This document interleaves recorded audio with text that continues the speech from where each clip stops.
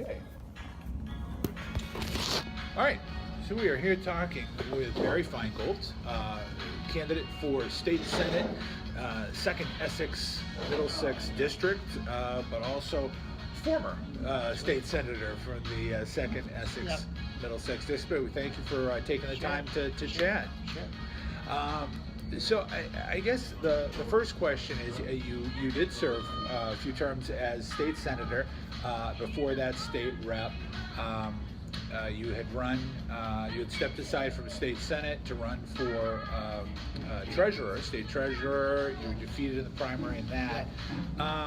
But what prompted the decision to move back or to try to basically reclaim a seat that you had held before? For me, it's not about the fame, the money, or the glory. It's the sense of wanting to help people. I've been very blessed and of having, a chance when I was younger to, do some of the things I've done in my life. And what I'm concerned about is the next person. Are they going to have that same type of opportunity? It's housing, student loans, getting a good job. Those are all some of the things I'm concerned about. I just want to make sure that, someone has the same opportunity that I have. My family started off in government housing. I went to good schools, and then I was able to go to college by getting student loans. And when I wanted to start a business, I was able to get a good loan from a local bank. And I just want to make sure that same type of opportunity is out there for the next person. Sure. Now, you live in Andover now. Yeah. You're an attorney in Andover. Yeah. But you, if I remember correctly, you grew up in Tewksbury, yes? Yeah. So I went to the North Street School, which is a great school, and one of the things I'm concerned about is that I got a phenomenal education at the North Street School, but the building is the same condition it was, almost 35 years ago, probably more, actually 40 years ago. So one of the things I want to make sure that Tewksbury does get money for some new elementary schools, and that we have 21st century classrooms that can educate our kids and give them the best opportunity out there for success. In this year's state budget, couple budget questions. Yeah. In this year's state budget, it took a long time to wade through things. Yeah. It was a little late getting to the dance. And one of the issues was the amendment about cooperation with federal immigration officials, the so-called sanctuary state amendment. Yeah. Right. Now, you're not serving right now, so you didn't have to cast a vote on it. Right. But where do you stand on that issue? How would you have voted on that amendment? Well, I think the thing to think about on that issue is, what's going on with the Trump administration breaking up families is immoral, and I would support anything that would not allow there to be breakup of families. So, where I'm at on that particular of a whole state sanctuary, I'm not there, but I do think that we need to do everything we can to allow communities to do what they need to do so they don't break up families. And I think it's just something that this administration's got to get their act together. They got to find ways of having a common sense immigration policy. I was talking with an employer that's out of Lawrence that hires workers, and they could use another 100 people. So we educate kids in the state, and because they can't get proper immigration status, we send them back. I mean, it's so backwards. It's not smart. If Donald Trump really wants to make America great again, then he's got to make a common sense immigration policy to help everyone in this country. One of the other interesting things that happened while the budget was being haggled over was the revenue numbers came out, and to a little bit of a surprise for folks, for a change, there wound up being a substantial surplus, I think over $1 billion surplus, or no, I shouldn't say surplus, but beyond what they had projected. When there is something like that, when the numbers are really good, how would you like to see that money used? Is that, I mean, obviously there's a lot of areas where it can be spent, or should it be tucked away for the times when revenues are down? I think it should be a combination of two things. It should be, I'd say half of it should go in the rainy day fund, and half of it should be used for one-time transportation projects. Where the state, this is where experience comes in, is where the state has fallen down, is that because our tax revenue is reliant on sales tax, income tax, that fluctuates, and the capital gains tax, that it could be an increase of 8.6% this year, but it could be down 8.6% next year. So that's why we need to have money in the rainy day fund, and I think that's why it's important to do what we need to do to get that money. Half for transportation, half for in the rainy day fund. Have you been happy with what you've seen of this Republican governor, Governor Baker, working with the legislature? Have they worked well together? Yeah, I mean, I think they have worked together. I would like to see them do more for infrastructure. I'm just concerned about a lot of people from Tewksbury and Drake commute into Boston, and the commute's getting worse and worse. So I think we have to do something about it. I mean, half of our problem is with the 128 interchange, and we gotta do better with that. I mean, I've seen the wonders of switching around exit 46 with the interchange, and I think it's really made a big difference. And I think it does add value to community when you can get in and out of your work easy. And it has been a game changer for exit 46, and I want to see at 128, that interchange, which causes a huge backup for people up north. I want to see that get fixed. You mentioned about experience. Both of your opponents in this race, the other Democratic candidate and the Republican candidate, are both first-time candidates. What do you see as the benefits you bring as somebody who has had experience serving on Beacon Hill, serving in the state Senate? Well, I think one of the biggest things is knowing how to get things done. Making sure that you bring money back to your district. One of the things that Jim Maselli and I did together is we were able to get money for the Tewksbury Senior Center, and we had to navigate that, and it took a little finesse to get that done.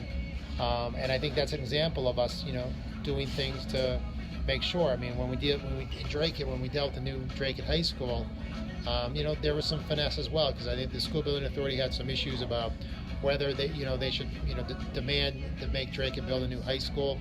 And I think working with some of the other leaders in town, we were able to convince the building authority of the state that no, we were comfortable with doing a renovation, and it worked out great. So I think that's where experience comes in. Sure.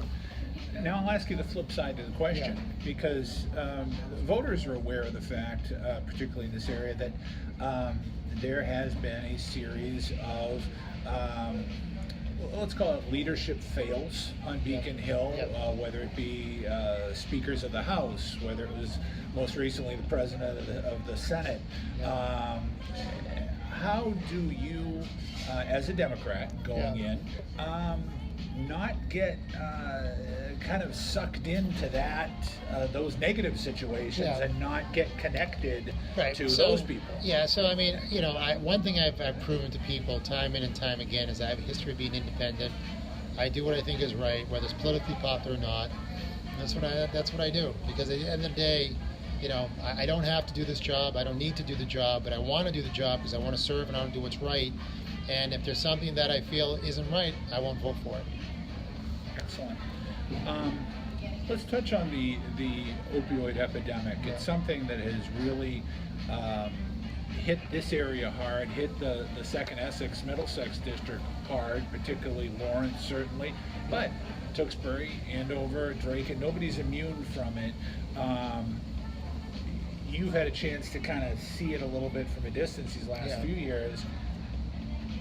What's your take on what the state is doing now, and what would you like to see the state doing to fight this? Well, I mean, I give Charlie Baker some credit of at least trying to talk about having a holding period, but 3 days is not enough to really get people to. Addiction's a very powerful thing, and it's one issue that it happens. I've talked to mothers in Andover, I've talked to mothers in Lawrence, I've talked to mothers in Drake, and I've talked to mothers in Tewksbury. And this issue is socioeconomic blind. It doesn't matter if you're rich or poor, and addiction's a very powerful thing. And I think what we really have to do is we have to give people the necessary treatment. You can't expect someone to go into a detox for 3 days and be better. You have to not only get them off the substance, but you have to find out what was causing that, whether it's mental health or lack of a job or lack of stability. So it really has to be a thoughtful approach that's beyond just a 3-day detox.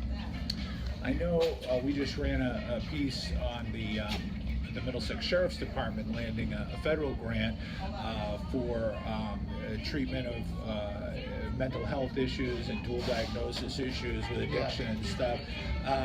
Are those some of the areas where you can see, the idea of treating some of these people? Yeah, I think Sheriff Katusian has done a fantastic job.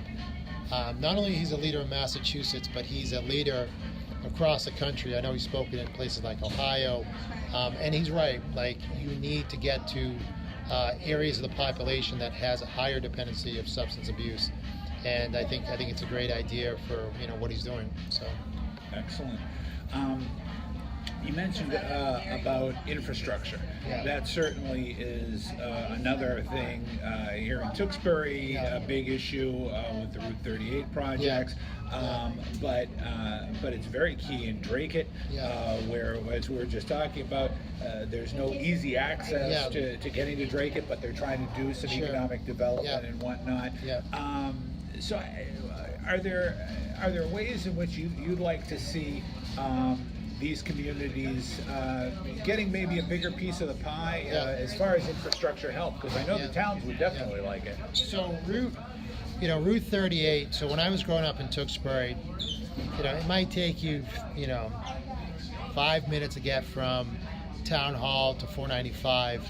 There are some days it can take you 20-25 minutes. That if the traffic is that bad, and there's some good things happening along Route 38. I hear Ira is going to be expanding. There's going to be a lot of, there's a lot of good things happening. But we can't have roadways that are 40 years old, in the sense that it wasn't meant for this many cars. So we have to get the dollars we need to get the infrastructure to where it needs to be. And I'm concerned that we need to push to make sure that in this area we do get our fair share.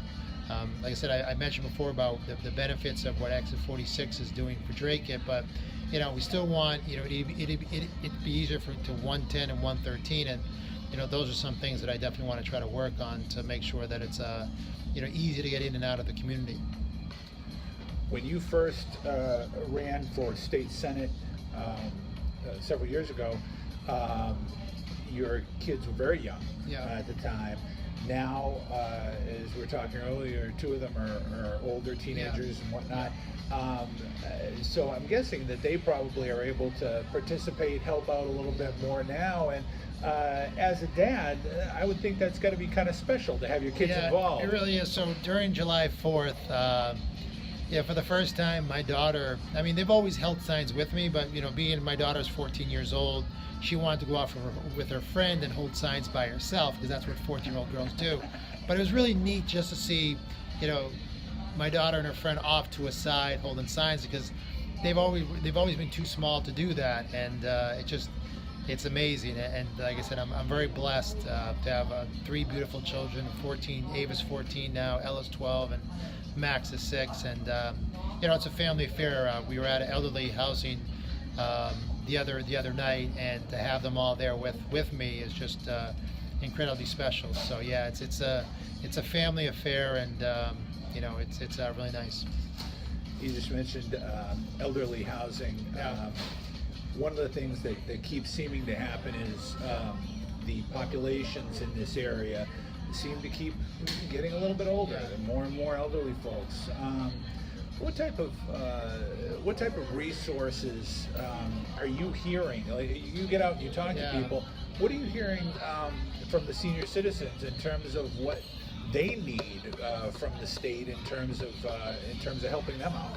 Yeah, I mean, so it's interesting that you know, the difference of 20 years is that, you know, when I used to think of a senior citizen, I think someone in their 60s and 70s, and I just don't, maybe it's because I'm getting older, but I just don't view that as someone who's like, you know, 60 or 70 being a senior citizen. But now it's someone in their 80s and 90s, and now you deal with new issues like, you know, Alzheimer's. You're dealing with situations where, you know, you're having a tougher time getting around, you know, memory loss. So, you know, we as a society have to change, and we have to have, you know, more housing that people can get assistance and still maintain their independence. Because I don't think anybody, you know, wants to lose that independence. So, what's the one that just opened up? I was just there. What's the one that just opened up in on 38? On 38. Oh, no, Drake. Well, there's the Arbors. The Arbors, right. Yeah. You guys, the Arbors. So you're seeing a lot more senior housing like that, and I think that's going to be a trend that we're going to have to continue. So we have to kind of manage our infrastructure. But I think a lot of families want to keep their loved ones close, right? And at the same time, they want to have their independence. And you know, you know, for someone that has, you know, parents who are, you know, in their 70s now, you know, the reality is that, you know, for kids, we're probably taking care of our parents as much time as they took care of us. So it's a new dynamic. So I think the bottom line is just, you know, good, affordable housing that, if needed, can have the assistance for services that people may need. 3 or 4 years ago, you had run for state treasurer. Yeah.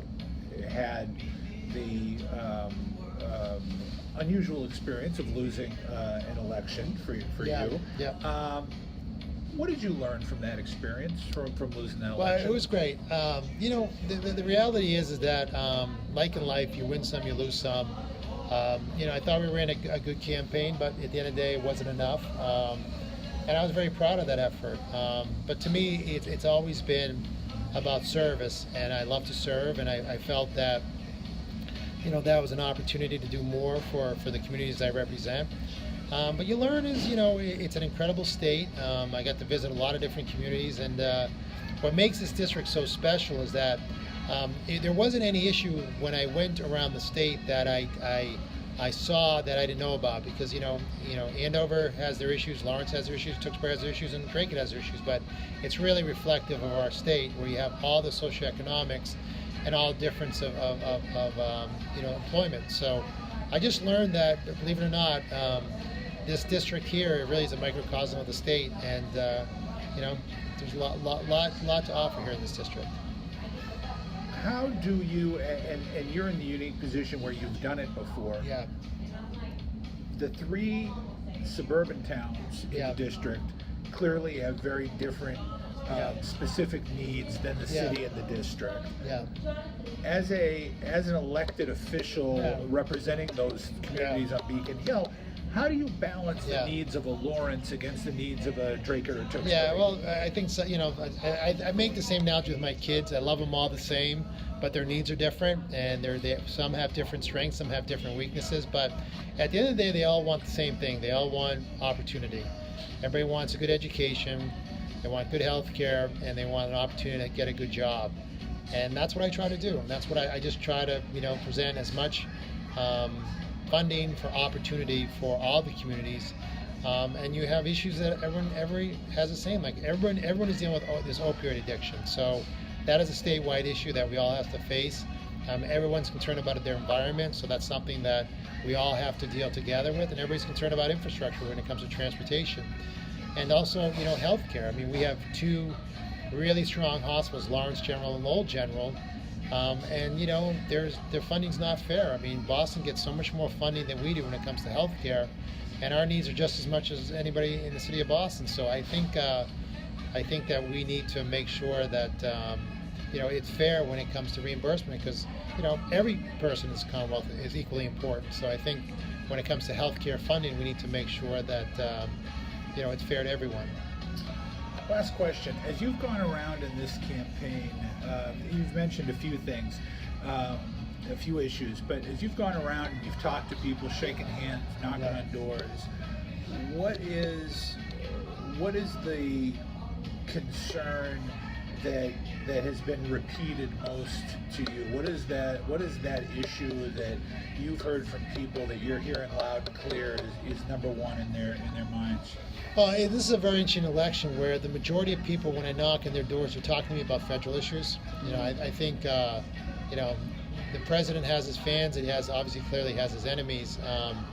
But I think they're concerned. But I think when you think locally, it's really this opioid addiction is something that I think is probably the biggest issue that I've heard.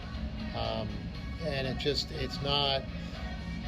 When you hear like Demi Lovato, overdoses on heroin, you realize that this thing is it's colorblind, it's everywhere, and I just think it's something that we really have to get our hands around and try to solve. And there are not easy answers, but we got to definitely do something about it, because the number of deaths we're seeing from this is just way too high. So I think that's probably the number one issue that I continue to hear from all four communities.